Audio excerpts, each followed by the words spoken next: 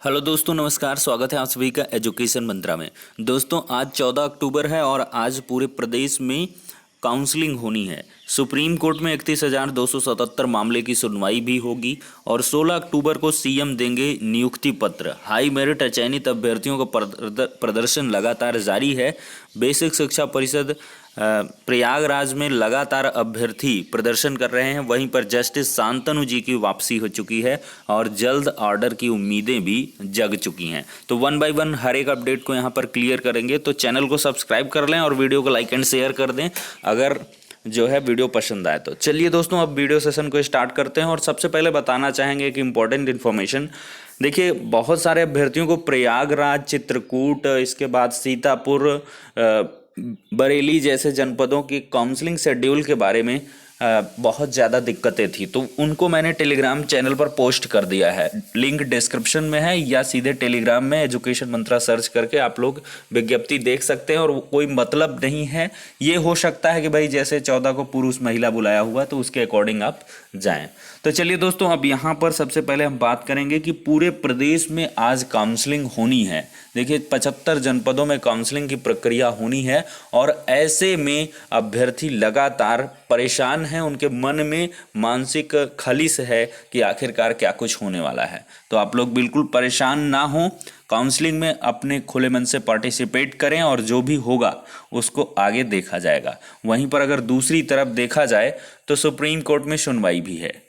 तो यहाँ पर दोस्तों सबसे बड़ी बात यह है कि एप्लीकेशन के माध्यम से गए हुए हैं बीटीसी अभ्यर्थी और जिनकी मांग है कि 67,867 पर नियुक्ति एक साथ होनी चाहिए।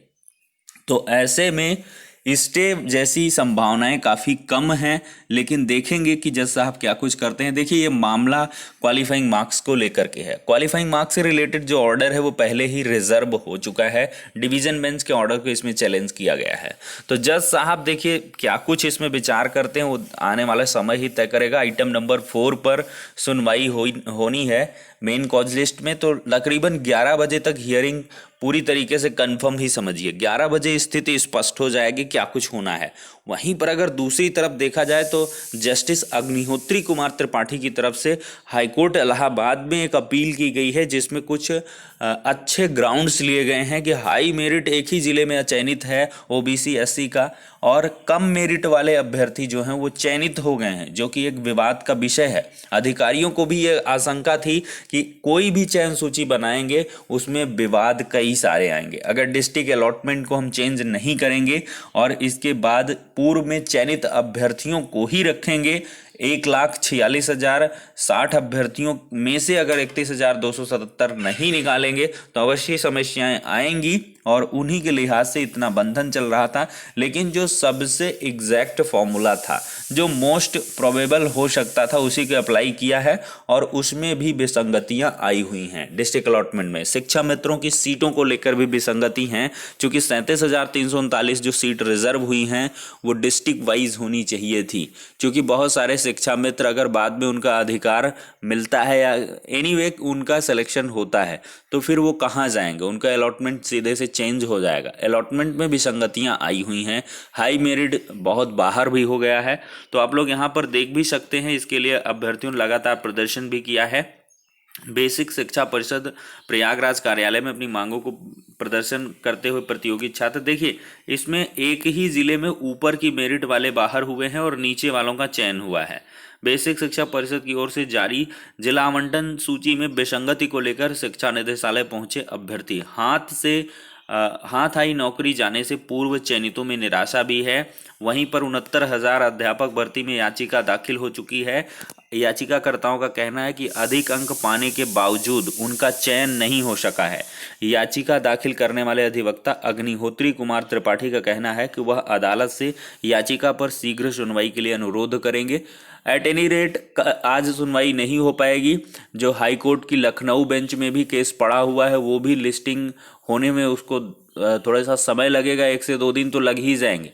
मोस्ट प्रोबेबल वे में अगर देखें तो कल या परसों में मामला लिस्टेड हो पाएगा। आज तो असंभव ही है, आज होता तो हो ही जाता, अब नहीं होना है। अर्जेंसी लगाई गई है हालांकि मैटर्स पर, अब देखते हैं क्या कुछ होना है।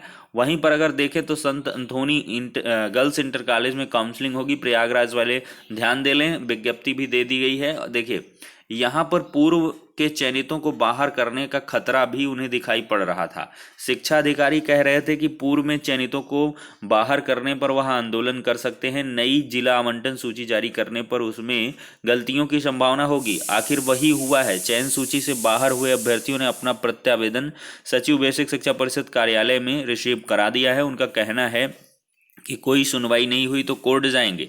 बेसिक शिक्षा परिषद कार्यालय पहुंची एक शिकायतकर्ता ने बताया कि जून में जारी जिला आवंटन सूची में प्रतापगढ़ में चयन हुआ था। 12 अक्टूबर को जारी सूची में उसे 15,863 रैंक मिली थी।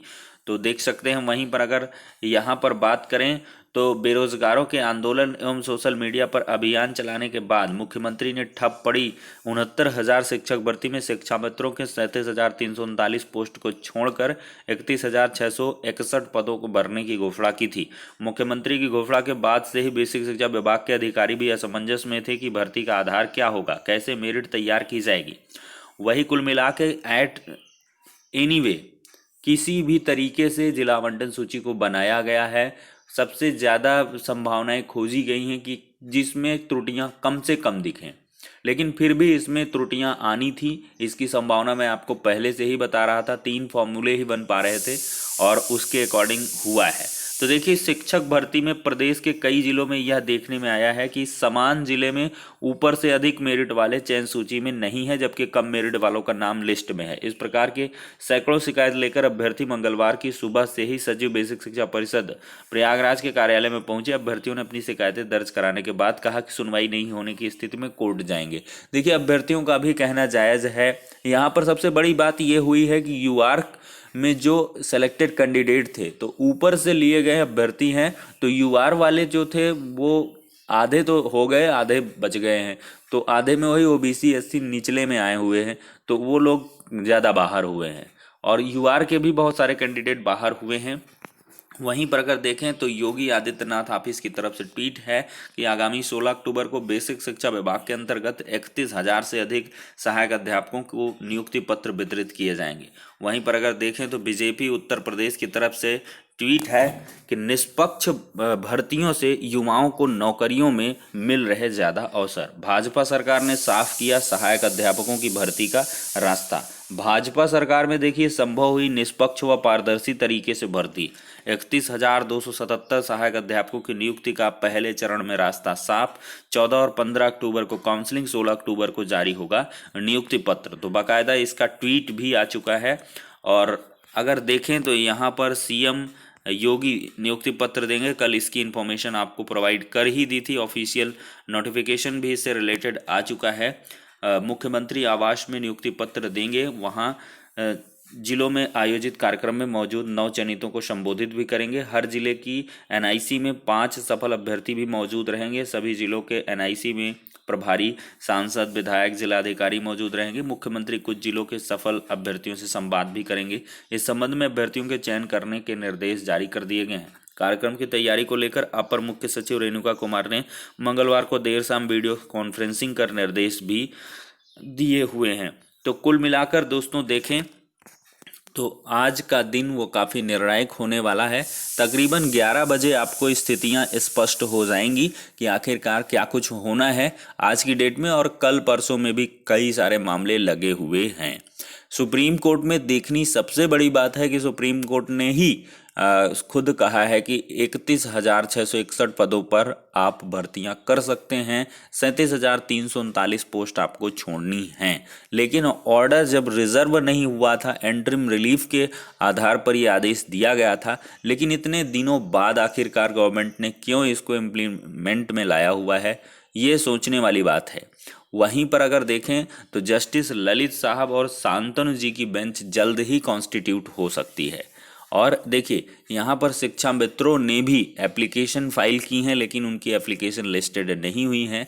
रीज़न मैंने बताया हुआ है कि शांतनु सर की वापसी नहीं हो पाई थी, लेकिन अब शांतनु सर आ चुके हैं, तो ऐसे में सूबेदार सिंह और इसके बाद रामशरण मौर्य जैसी जो याचिकाएं हैं उनमें अर्जेंसी लगवाई जा रही है और उनमें एप्लीकेशन दाखिल हो रही है कि ऑर्डर रिजर्व है और 37,339 सीटों को लेकर कई जगह पर विसंगतियां देखने के लिए मिली हैं, तो इसके लिए शिक्षा मित्र भी सुप्रीम कोर्ट की शरण में जा चुके हैं। वहीं पर बहुत सारे अभ्यर्थी जो हाई मेरिट वाले अचयनित हैं वो हाई कोर्ट की लखनऊ खंडपीठ में और इलाहाबाद हाई कोर्ट में भी याचिका दायर कर चुके हैं, लेकिन वहां से थोड़ी सी उम्मीद कम है, चूँकि गवर्नमेंट के द्वारा बाकायदा प्रोटेक्ट किया जाएगा कि हमने सुप्रीम कोर्ट के आदेश के अनुपालन में ही चीज़ों को किया हुआ है। वहीं पर अगर देखें तो सुप्रीम कोर्ट में भी यही चीज़ें होनी हैं और आज स्टेट की तरफ से additional solicitor general Aishwarya Bhati ma'am present हो सकती हैं और उनके द्वारा पक्ष रखा जा सकता है और सीधे से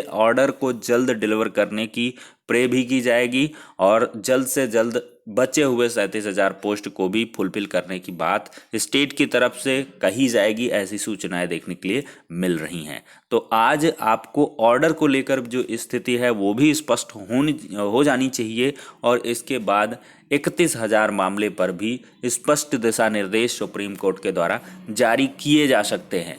उम्मीद है, संभावना है, लेकिन एकदम से कंफर्म नहीं है, क्योंकि अलग सा केस है और उसमें इम्प्लीमेंट एप्लीकेशन के माध्यम से चीज़ों को रखा जाएगा। जैसा आप चाहेंगे तो कर सकते हैं, इन एनी कंडीशन कर सकते हैं, अदरवाइज जो है नहीं भी कर सकते हैं। तो इसकी उम्मीदें और नाउम्मीदें भी हैं। तो अब देखते हैं सुनवाई पर जज साहब का स्वविवेक के आधार पर वो क्या कुछ इसमें डिसीजन करते हैं। तो फिलहाल के लिए ये सारी की सारी अपडेट्स थी दोस्तों। हम नेक्स्ट वीडियो मिलते हैं। लेकिन जो भी लोग जा रहे हैं काउंसलिंग में एट लास्ट, मैं सबको बहुत बहुत बधाई देना चाहूँगा और उनको शुभकामनाएं हैं मेरी तरफ से। यात्रा मंगलमय हो, सकुशल और समुचित तरीके से आप लोग काउंसलिंग करवाएं और जल्द ही आपको नियुक्ति पत्र भी मिले। इन्हीं सभी शुभकामनाओं के साथ वीडियो सेशन को हम यहीं पर लास्ट करेंगे। नेक्स्ट वीडियो में मिलते हैं अन्य अपडेट्स के साथ।